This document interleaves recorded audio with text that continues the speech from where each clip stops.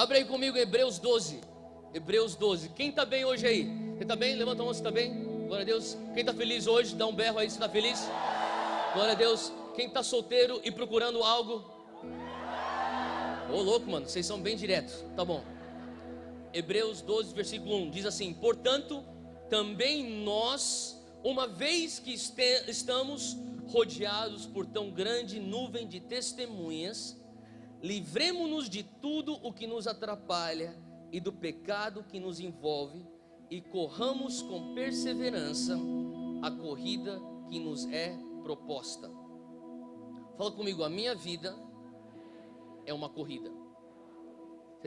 Você tem consciência disso? O autor de Hebreus, ele compara a nossa vida, o nosso andar espiritual como uma corrida. E ele fala assim, olha, você está correndo algo que já lhe foi proposto, e esse algo é a tua carreira de fé nessa terra. E a coisa interessante é que ele fala, você não está correndo apenas para o teu Deus na audiência. Não é só Deus que está sentado na arquibancada assistindo você correr essa corrida. Ele não está falando que, olha, você corre isso diante dos meus olhos apenas. Ele fala assim, você está correndo isso diante de uma nuvem de testemunhas. O que seria essa nuvem de testemunhas? Se você pega o contexto desse texto e você começa a ler, você vai entender que ele está falando aqui sobre heróis da fé. Ele está falando sobre grandes homens e grandes mulheres de Deus que no passado correram a sua carreira, a sua corrida de tal maneira, uma maneira bem sucedida, e hoje eles passam o bastão para a próxima geração. Sabe, eu queria que você entendesse algo que muitas vezes um dos maiores empecilhos para a nossa geração viver aquilo que Deus tem para nós é um pensamento que nós somos a resposta do futuro. É o pensamento que um dia eu vou ser o agente de avivamento, eu serei o agente de transformação na minha sociedade. Esse pensamento que é um tanto quanto procrastinador de uma responsabilidade que deve ser abraçada imediatamente, tem sido talvez o maior empecilho. E é por isso que o número 3 do teu trio, ele orou falando, Deus põe em mim, põe em nós, põe na nossa geração um espírito de indignação, uma indignação divina, uma insatisfação divina. Por quê? Porque eu creio que até o ponto que você fica completamente indignado de simplesmente ser um potencial e não uma realidade, você não consegue transicionar para dentro do teu pleno potencial.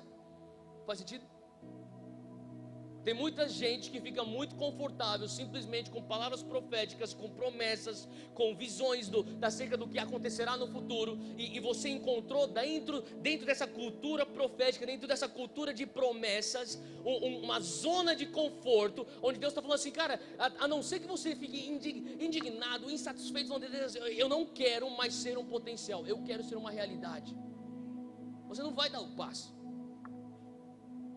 Sabe, eu creio que hoje, eu lembro quando eu era missionário com o Jocum, e eu morava na Índia, em Nova Delhi, eu morava numa favela islâmica, e a gente evangelizava garotos de rua que eram de famílias islâmicas, e eu lembro que eu comecei a passar tanto tempo com aquelas famílias, e aquelas famílias talvez, sabe, eu falo para você que o povo indiano é um povo lindo, ele é um povo tão hospitaleiro. E eu lembro quantas vezes eu ia e eu começava um relacionamento, e eles imediatamente já me chamavam para dentro de suas casas, ofereciam para mim chá, ofereciam para mim curry, e eu comia com eles, e era como se eu fosse parte da família deles, e eu começava a trazer o evangelho, e começava a comunicar isso para eles, e vez após vez eu fiz isso, e eles foram extremamente educados comigo, e eles terminavam a conversa dizendo, Theo, muito bom, isso aí é a tua fé, nós temos a nossa fé, nós somos muçulmanos, mas você quer um pouco mais de chá? E eu educadamente falava, tá bom, e eu saía daquela refeição ou daquela visita indignado comigo mesmo, falando, Deus, até quando que eu vou viver algo que parece que não dá fruto? E eu fiquei indignado. Eu lembro que depois de algumas semanas de ter evangelizado tantas pessoas, nenhuma foi para Cristo, eu não ganhei nenhuma delas para Jesus. Eu estava tão revoltado comigo mesmo. Eu lembro que eu peguei o meu único dia de folga da semana que eu tinha, que era uma terça-feira, e eu fui pro telhado, a laje daquele lugar onde a gente morava. E eu estava lá, e naquela época tinha uma banda que eu escutava bastante, uma banda inglesa chamada Delirious. Alguém já ouviu falar dessa banda? Tá, alguns, tá, é uma banda de adoração um pouco mais antiga, mas pô, os caras muito ungidos. E tinha uma música que falava assim: o que eu faço com essa minha obsessão magnífica, quando tudo o que eu quero é o Senhor? E eu fiz das letras daquela canção a minha oração naquela noite. Eu falava assim, eu chorava, eu berrava, eu estava um pouco esquisito, eu estava um pouco extremo. Eu estava passando um pouco de ridículo, mas eu estava tão desesperado para viver tudo aquilo que Deus tinha para mim, que eu não estava nem aí para aquilo que as pessoas estavam pensando. Eu estava de pé numa laje, e tinham outras crianças e outros meninos empinando pipa em outras lajes naquela comunidade. E eu chorava, e eu berrava, e eu estava com o meu fone. E na época não existia iPod, existia Discman. Quem aqui sabe o que é Discman? Tá bom, você é velho, se você sabe o que é Discman. E cara, eu tinha um Discman gigantão que eu punha no bolso, parecia um escudo. E cara, eu ficava com as minhas mãos levantadas naquela laje. Eu tô falando de 2002 isso, cara. 2002, Copa do Mundo de 2002. Eu lembro até hoje. E eu tava até com a camisa da seleção. E eu chorava, eu falava: Deus, o que é que eu faço quando a minha única obsessão é o Senhor? Eu estou cansado de receber mais uma palavra profética se eu não conseguir viver a realidade. Eu não quero mais simplesmente ser um potencial. Deus, chega, eu tenho que entrar nesses lugares, eu quero manifestar o teu reino. Tem que ser palpável, tem que ser algo genuíno. Eu tenho que ver o fruto, eu preciso experimentar aquilo que eu leio em Atos. Deus, eu preciso ter uma experiência de Atos. Era o que eu clamava a Deus, cara. E eu lembro que quando eu estava lá chorando, eu estava babando de tanto chorar. Você já chorou tanto que você baba? Tá? Então eu estava chorando, então tinha lágrimas que saíam dos meus olhos. Eu estava babando, então tinha baba que saía da minha boca. Tinha até ranha saindo do nariz, e tudo se juntava no queixo. Cara, era uma cena assim muito esquisita. E eu falava: Deus! E quando de repente eu olhei, tinham, sem zoeira, uma meia dúzia de garotos indianos, todos empinando pipa, tipo: caraca, esse japa é louco, velho. Mas eu tava nem aí, cara. Eu tava clamando a Deus, falando: Deus, eu preciso ter um encontro contigo. Eu estava desesperado, eu falava assim: Deus, eu faço o que for, mas eu preciso viver tudo aquilo que já foi prometido que eu viveria, aquilo que foi profetizado que eu viveria. Eu preciso transicionar de potencial para realidade. Faz sentido? Aqui Hebreus está falando sobre uma geração que corre uma corrida, mas essa geração corre uma corrida e quem sabe ela nem percebeu que é a nossa hora. Fala comigo, é a minha hora. Fala quem está do teu lado, é a tua hora. Você talvez nem percebeu, mas você já está correndo a tua corrida.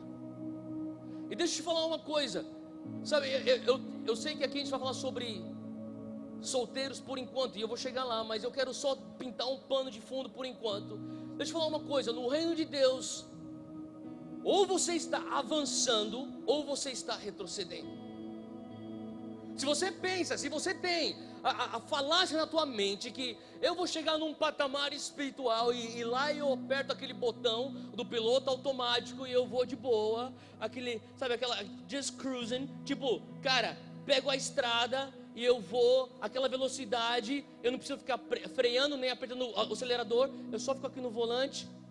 Deixa eu falar uma coisa, você pode pensar que você está no piloto automático, você pode pensar que você está na manutenção, você está no retrocesso. E sabe, o que eu creio de Deus é que o Senhor começa a falar sobre essa grande nuvem de testemunhas.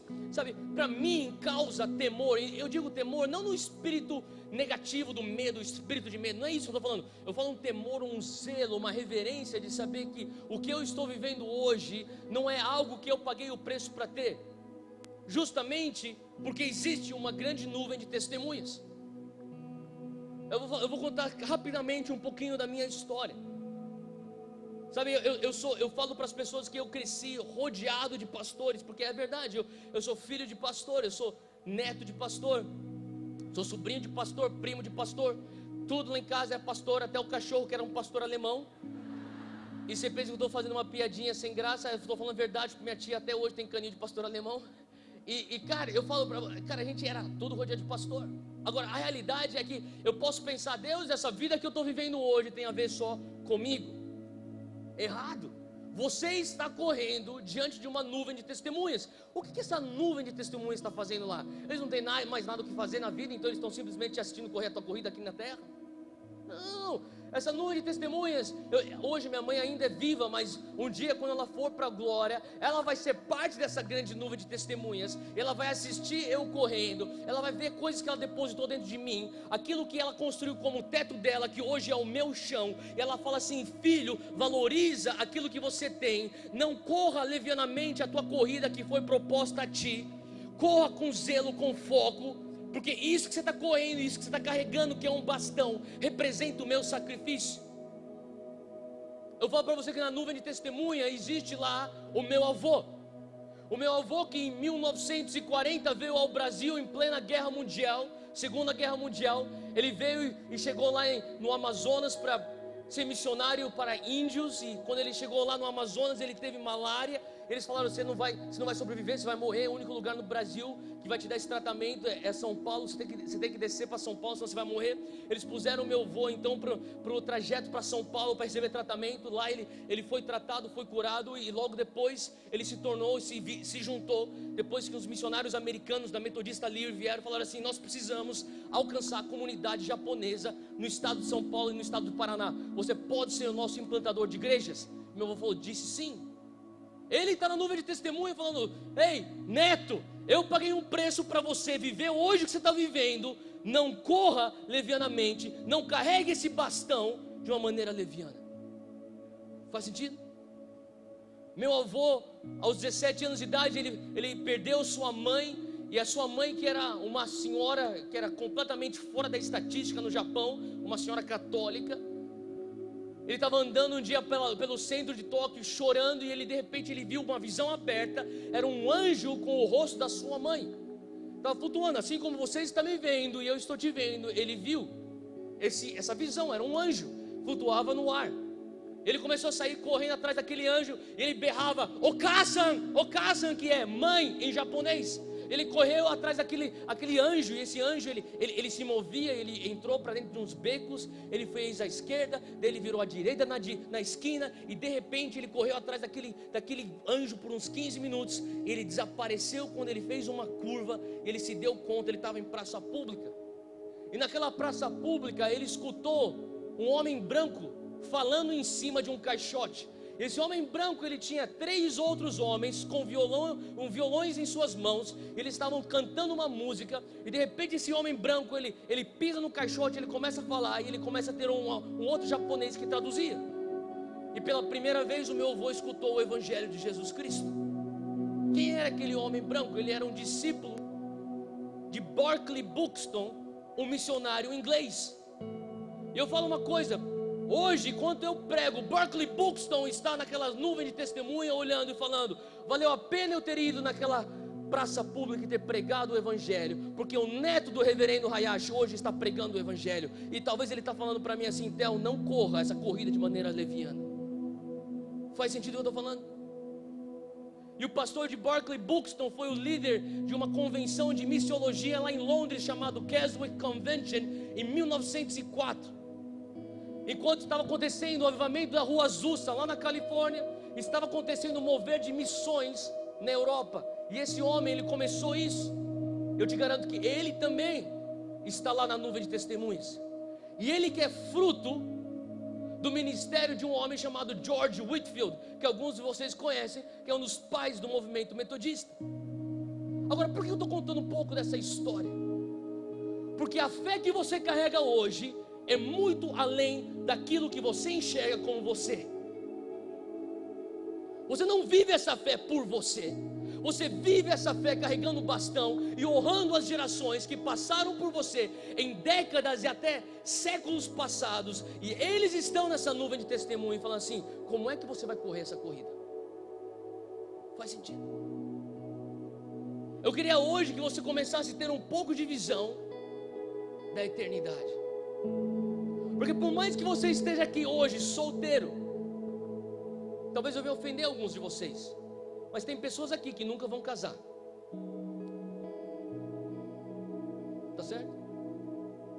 Alguns aqui nunca irão casar. Alguns aqui não vão passar dos 30 anos de idade. Alguns aqui não vão passar dos seus 40 anos de idade.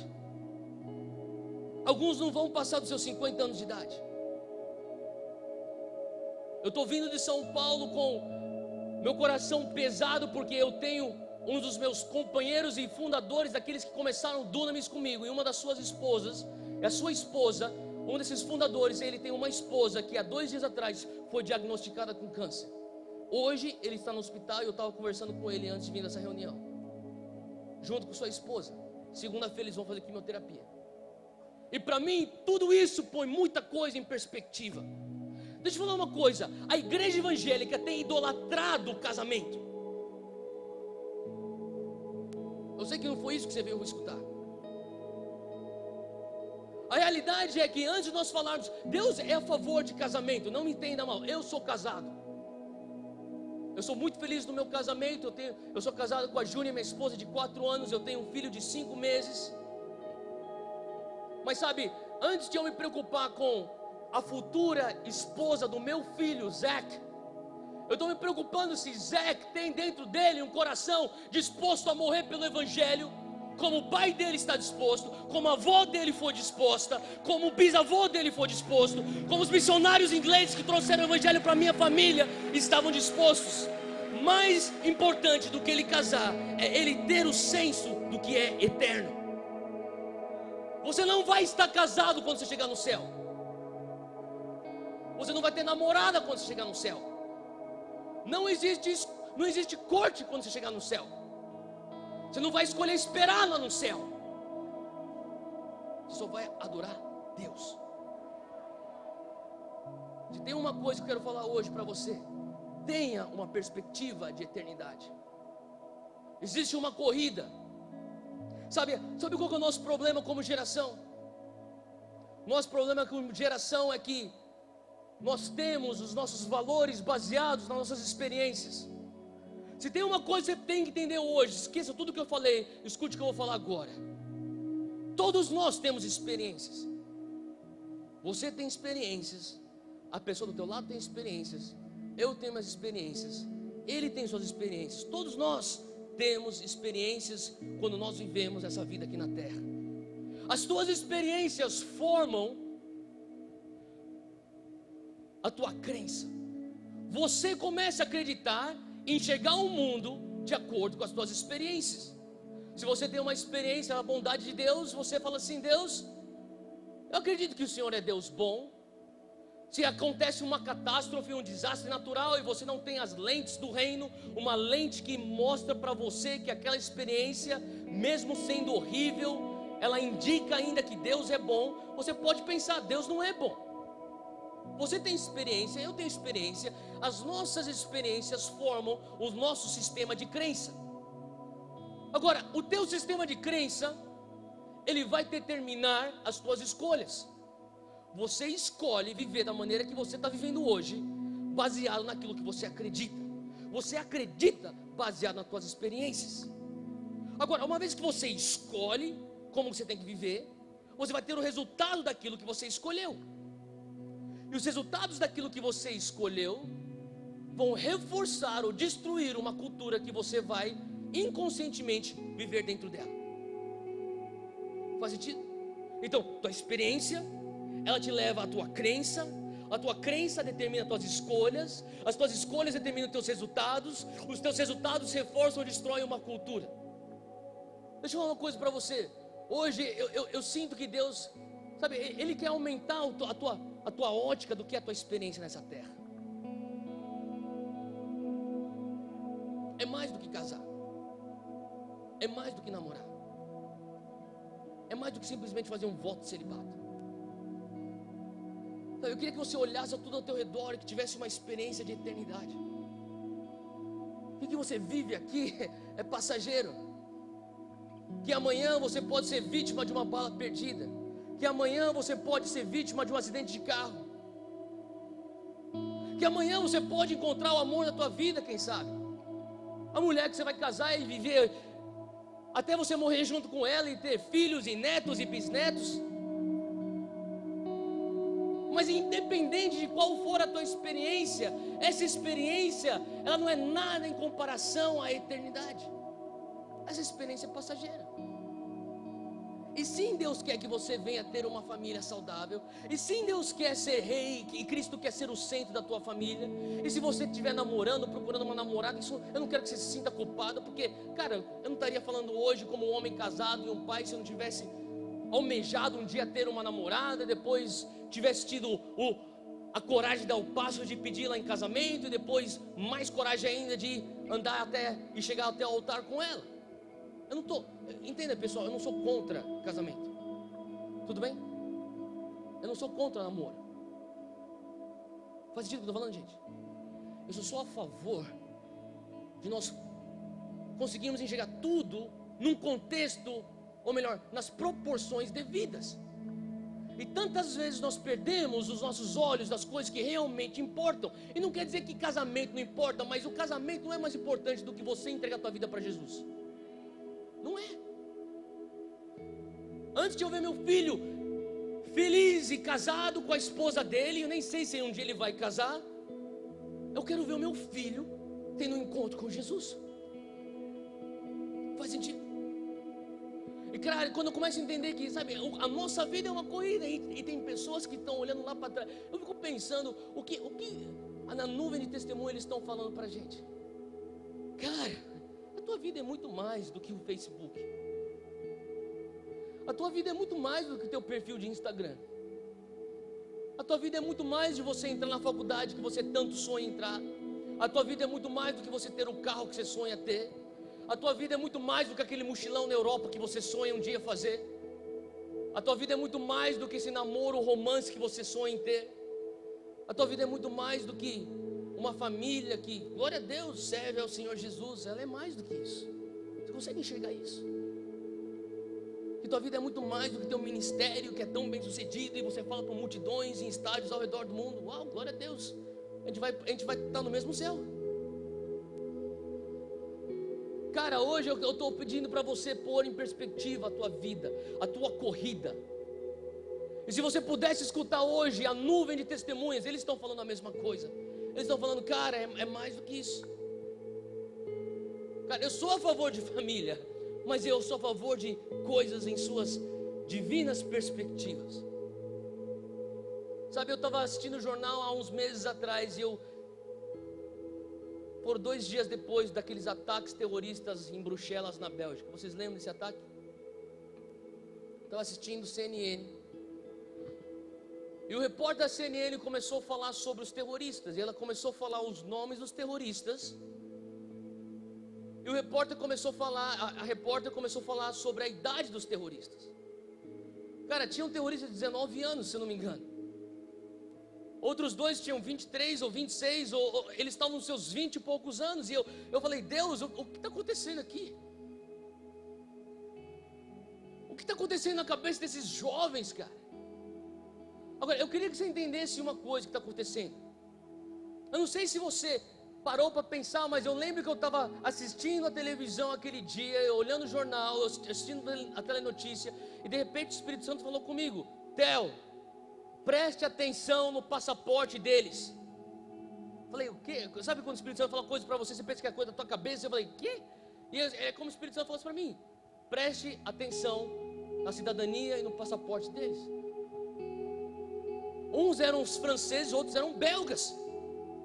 Eu falei, Deus, o cara é francês, o outro é belga. E o Espírito Santo falou, presta atenção nisso. Eu falei, mas o que tem?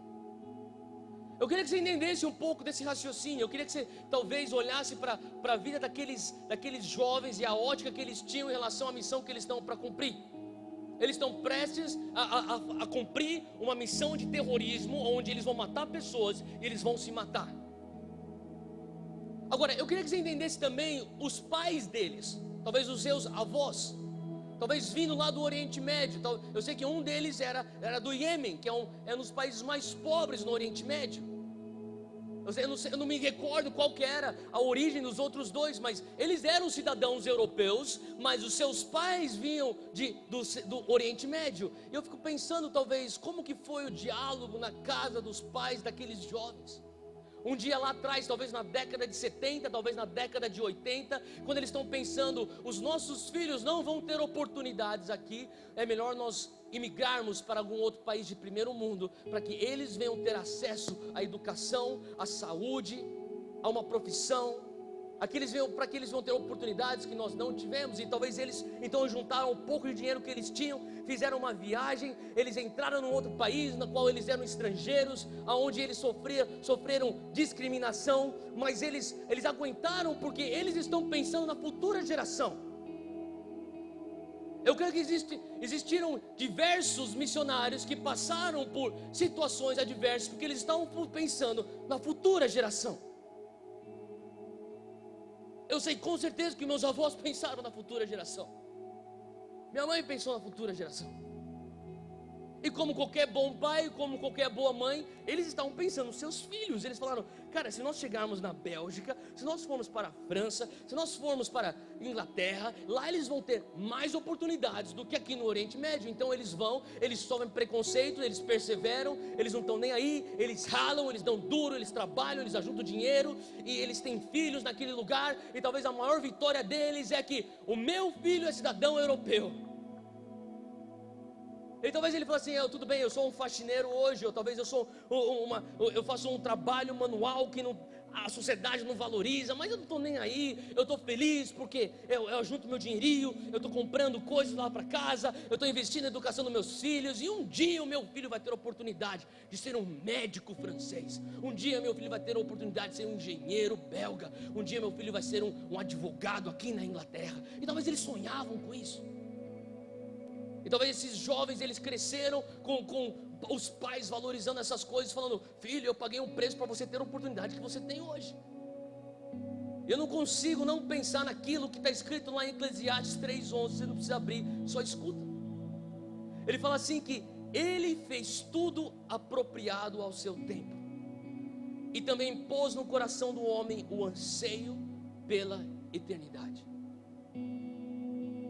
Aqueles pais foram bons pais, se esforçaram, mas eles talvez negligenciaram essa verdade, que Deus pôs no coração do homem um anseio pela eternidade. E por mais que eles tinham todas as oportunidades que eles estavam tendo, e oportunidade de estudar nas melhores faculdades do mundo, e melhor sistema público de saúde ao seu dispor, e olha só quantas segurança pública, eles não são que nem os primos deles que nunca emigraram, que estão suscetíveis a outros ataques terroristas. Não, eles estão em países do primeiro mundo. Mas dentro deles, em algum momento, aquele clamor pela eternidade nunca foi atendido. E quem sabe os pais falavam, filho, mas o que você precisa, eu paguei o preço para te dar. Olha só, você vai ter um bom emprego, você vai comprar um carro legal, você vai comprar uma casa, você vai casar e você vai ser feliz, e você vai ter um namoro romântico, e você vai ter, eu vou gastar milhares de libras no teu casamento, e olha só o que você tem a oportunidade de ter. E eles estão falando assim, cara, isso não satisfaz o clamor pela eternidade que eu tenho no meu coração. E eles, suscetíveis e vulneráveis, são encontrados pela voz do engano, pela mentira que eles estão falando e prometendo que um dia na eternidade você vai ter 40 e poucas virgens no harém separado para você, se você ao menos for fiel nessa missão de terrorismo e matar pessoas em nome do Islã. Sim, eu não concordo com o terrorismo, obviamente não concordo. Sim, o meu coração adoece quando eu escuto notícias de terrorismo, o meu coração, ele dói, meu coração fica até revoltado, até porque um dos meus melhores amigos na faculdade morreu na guerra do Afeganistão, e tantas vezes eu tive que lidar com ira no meu coração, quando eu via notícias e até preconceitos, eu confesso, quando eu via qualquer pessoa daquela origem, daquela parte do mundo, eu tinha que lidar com meus preconceitos, às vezes até tenho que lidar com eles até hoje, porque aquilo já me causou tanta dor, o terrorismo. E eu assisti aquele jornal, eu lembro naquela tarde, eu com ódio, odiando aqueles jovens, e o Senhor falou comigo, eles são que nem você, eles anseiam por eternidade, assim como você anseia por eternidade. Infelizmente eles foram pegos num engano, um engano que vendeu para eles uma falácia que satisfaria o desejo pela eternidade. Eles estão se matando, eles estão matando outras pessoas, pensando que eles vão satisfazer o anseio pela eternidade. Sabe, deixa eu falar uma coisa para você. Você não foi criado para viver um cristianismo de condomínio fechado. Sabe, o que eu realmente creio é que o que Deus está nos chamando. As pessoas falam, até o Brasil precisa de avivamento. Eu concordo com você, sabe? Sabe qual que é o avivamento que a gente vai ter? Que a gente realmente vai. O verdadeiro avivamento é quando jovens cristãos como eu e você estivermos dispostos a morrermos pelo Evangelho. Esse é o avivamento que eu creio. Não é quando você multiplica a tua célula. Multiplica a tua célula, glória a Deus. Eu não me impressiono com ginásio lotado, com galpões abarrotados. Eu não me impressiono com conferências de milhares e milhares e milhares. E eu faço conferências com dunamis. E eu prego em estádios. E eu prego em galpões lotados. Eu não estou querendo ser um hipócrita. Mas deixa eu falar uma coisa. Se grandes ajuntamentos de jovens mudassem o mundo, o Brasil já teria sido transformado. Essa é a realidade. Talvez não é doce, mas é. E o que a gente tem que entender é que a gente conseguiu cumprir uma faceta da grande comissão, a parte quantitativa, mas a parte qualitativa de formarmos discípulos com qualidade, que falam, eu estou disposto a diminuir, assumir, para que Cristo venha ter a preeminência, para que Cristo venha ser tudo que eles enxergam em nós. Essa qualidade de cristãos ainda está faltando na nossa geração, e eu me incluo nas pessoas que ainda precisam crescer nessa área. Faz sentido? Por mais que nós falamos, a gente precisa de grandes multidões para Jesus. Sim, precisamos. É da vontade de Deus que todos venham ser salvos. Mas sabe, eu creio que hoje o Senhor está trazendo e está soprando ao redor do nosso país uma perspectiva de eternidade. Uma perspectiva de eternidade.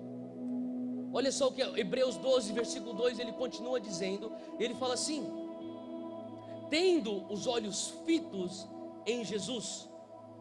Como que você corre então essa corrida? Essa corrida que lhe foi proposta, rodeado por uma nuvem grande de testemunhas. Ele explica o teu como no versículo 2. Ele fala, com os teus olhos fitos em Jesus. Ele que é o autor e consumador da nossa fé.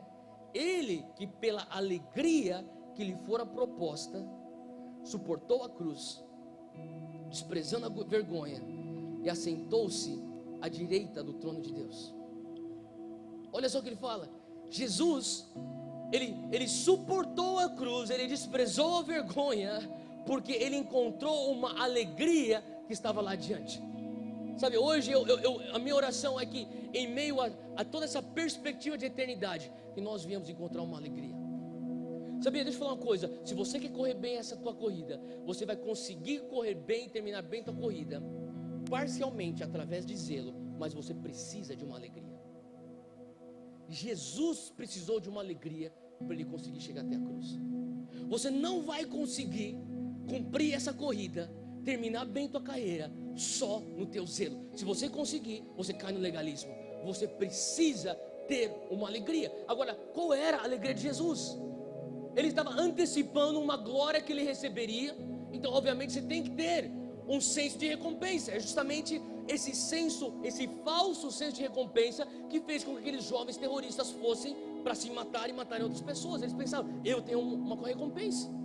Vocês estão entendendo como o inimigo, ele pegou algo que na verdade foi completamente construído nos padrões de Deus, ele distorceu, pôs o engano, pôs a mentira, e hoje recruta jovens terroristas. Ele sabe que nós somos movidos por recompensa. Você pode até pensar, deixa eu te falar como que nós somos tão movidos por recompensa. Você pensa, eu vou ficar em santidade para eu ter um casamento feliz. Quem pensa nisso? Eu penso isso. Eu pensei isso.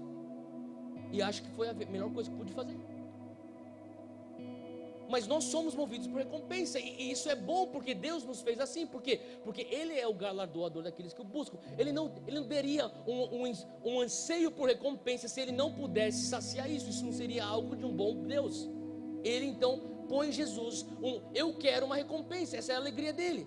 A segunda coisa é a união que ele teria com o pai dele.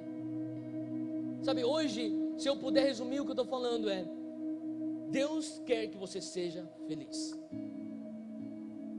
Deus quer que você seja feliz e alegre, casado ou não casado. E o que vai determinar que você vai ser feliz é se você encontrar uma alegria diante dessa corrida que você está correndo.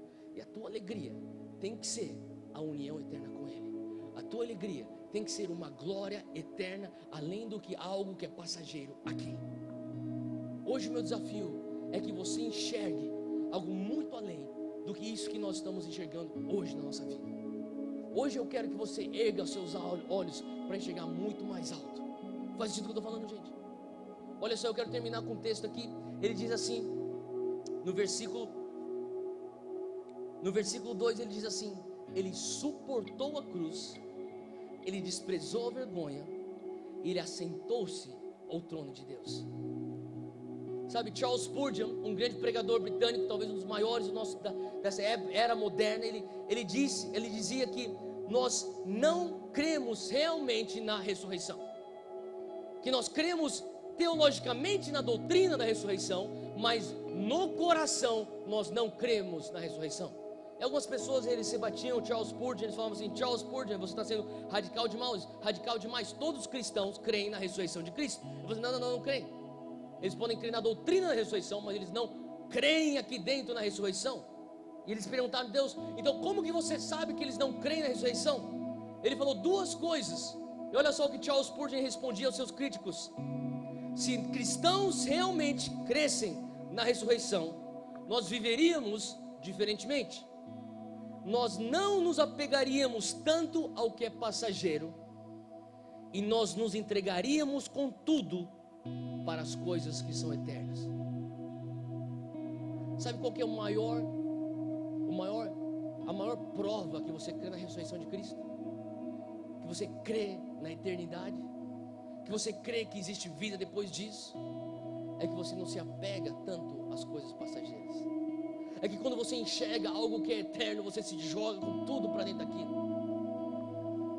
E hoje o que eu creio é que Deus está querendo falar para nós que, sabe, nós somos uma geração que, eu vou falar real, nós somos entediados, nós estamos entediados como cristãos, jovens cristãos. E eu estou falando uma coisa, eu estava falando há umas semanas atrás, eu estava pregando e eu estava falando para um povo lá que eu estava, nem sei onde eu estava em Londrina, eu acho.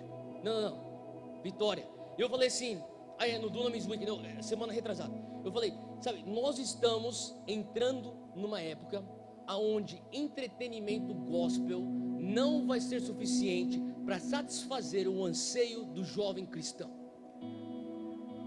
O jovem cristão está falando assim: cara, para com essas coisas de entretenimento gospel. Eu não vim para seguir um circo evangélico. Me dá uma causa que vai me custar vida, porque eu estou entediado. E você pensa que o remédio do meu tédio é mais entretenimento. Não é. É uma causa que vai me custar a vida. Me dá uma perspectiva eterna. Me convence que existe algo maior do que isso para eu poder carregar minha cruz. Me convence, me mostra que existe algo além disso para eu correr minha corrida. Me dá algo, cara.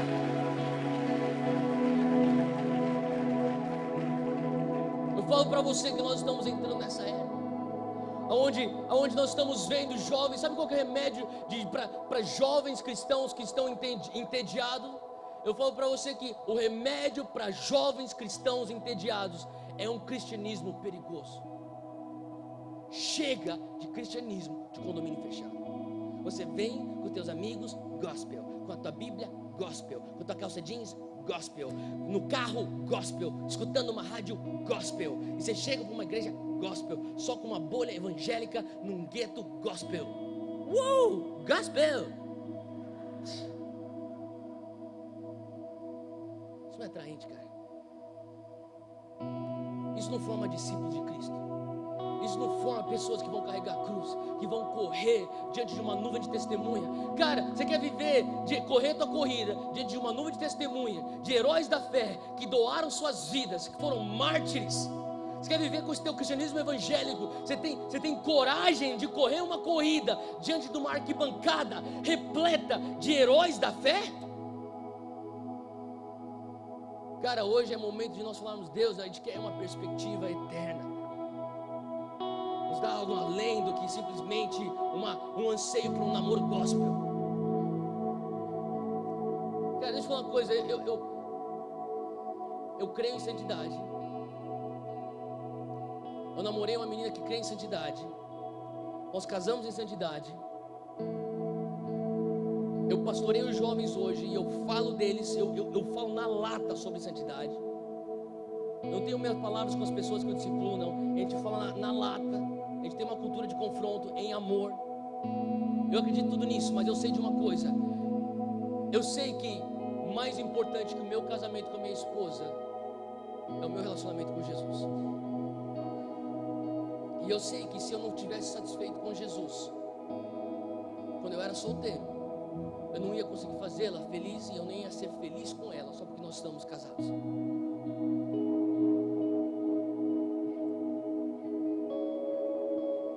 Faz sentido o que eu estou falando, gente? Sabe, numa cultura onde a gente prega tanto a abstinência, e eu sou a favor da abstinência. Eu sou um homem casado, deixa eu falar uma coisa para você. Existe uma supervalorização do sexo dentro da igreja evangélica que não é saudável. E se você casar em santidade, você vai viver uma vida de um eterno orgasmo. Não é verdade? Eu sou muito feliz na minha vida matrimonial com minha esposa. Mas o meu anseio por eternidade não é minha esposa que satisfaz. É Jesus que satisfaz. Eu não consigo satisfazer o anseio de eternidade que a Júnia tem. E a partir do momento que eu tirar os meus olhos de Jesus, que satisfaz o anseio de eternidade em mim, e eu puser os meus olhos nela, eu vou pôr sobre ela um peso, um jugo, que ela não vai conseguir suportar. E ela, se ela fizer o mesmo, ela vai pôr sobre mim um peso, um jugo, que eu não vou conseguir suportar. E nosso relacionamento vai começar a entrar num caminho que vai ser disfuncional. Faz sentido? Vou falar a realidade, nem todo mundo aqui vai casar. Aprenda a ser feliz com Jesus, cara. Tira esse fardo de você. Você não é menos espiritual porque você não está namorando alguém ou porque você não casou com alguém.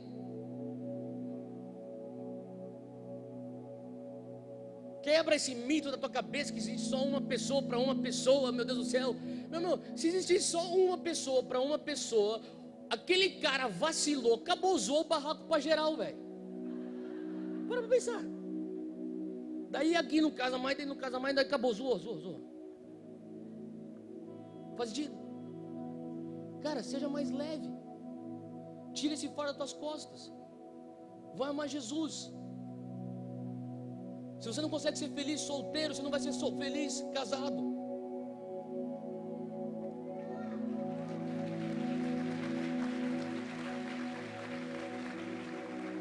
Não é justo você pôr essa pressão numa outra pessoa quando aquela pessoa não foi nem construída para carregar esse tipo de pressão. Cara, hoje Deus está nos chamando a viver um cristianismo onde é cristocêntrico. Amém? Ah, Deus, tudo que eu preciso é o Senhor Jesus Cristo. Sim, talvez, sim, e Deus tem, sabe, eu não estou falando que ninguém aqui vai casar. Não é isso. Não se desespere. Tem pessoas que vão casar e minha oração é que você case feliz, seja a pessoa de Deus para você, que você tenha um namoro e santidade, que vocês venham ser fiéis até o altar, que vocês honrem o leito do matrimônio. A minha oração é essa. Mas cara, mais do que essa oração, eu oro para que nós venhamos correr a corrida de uma maneira digna, com os olhos fitos naquilo que é eterno, que assim como Jesus, ele suportou a cruz porque ele teve uma alegria diante dele, ache uma alegria eterna para você suportar a tua cruz. Ache algo que é além de algo que é passageiro.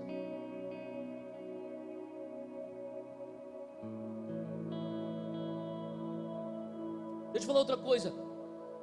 Você talvez já escutou falar prioridades no reino de Deus. Primeira prioridade, Deus.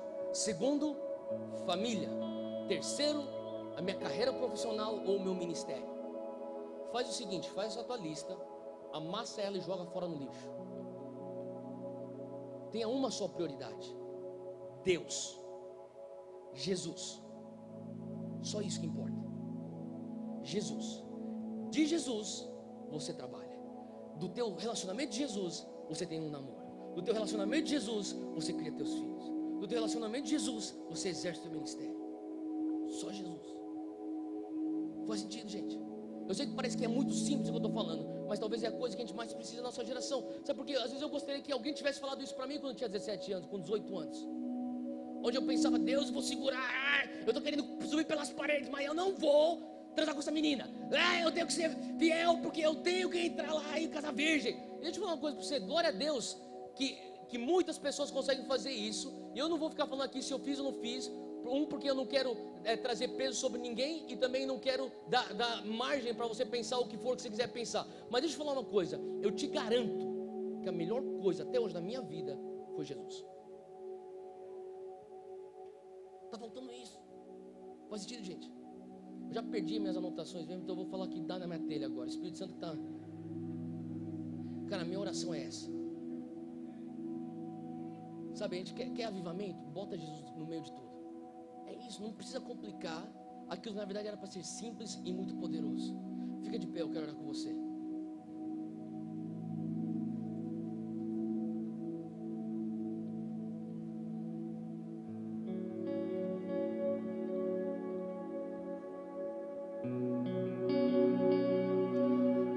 Hoje eu sinto de Deus, e eu sei que não é a mensagem típica para um encontro como esse, mas eu sinto de Deus que é para eu orar, para tirar o fardo de...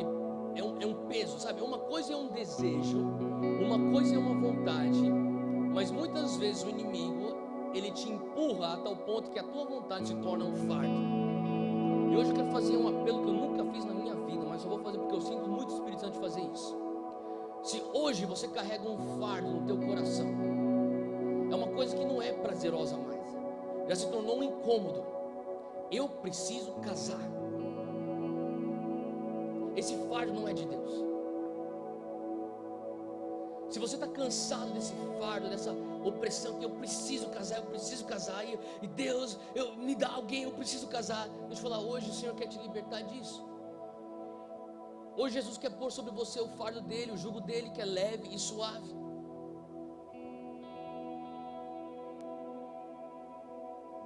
E sabe, muitas vezes pessoas carregam vergonha porque não tem um namorado, não tem namorada. Carregam vergonha porque eu não estou casado ainda, não sou casada. Quando você não devia estar carregando isso. E hoje eu creio que Deus quer limpar essa vergonha de nossa geração. Deus quer que você venha ser seguro no fato que você é filho dele, filha dele. Faz sentido, gente? Se você sente, cara, isso aqui está sendo um peso na minha vida, é um fardo, começou como uma vontade, mas em algum momento essa vontade se transformou num fardo, num jugo. Às vezes até uma vergonha que eu carrego. Eu creio que Deus quer hoje limpar isso de nossa geração. Ele quer limpar isso de nós todos aqui nesse lugar. E sabe como que você combate a vergonha? É quando você levanta e fala assim, eu tenho vergonha e eu quero me livrar disso. É a única maneira de você se livrar de vergonha. Faz sentido o que eu estou falando? E se você carrega esse fardo, você fala assim, cara, eu quero me livrar disso hoje.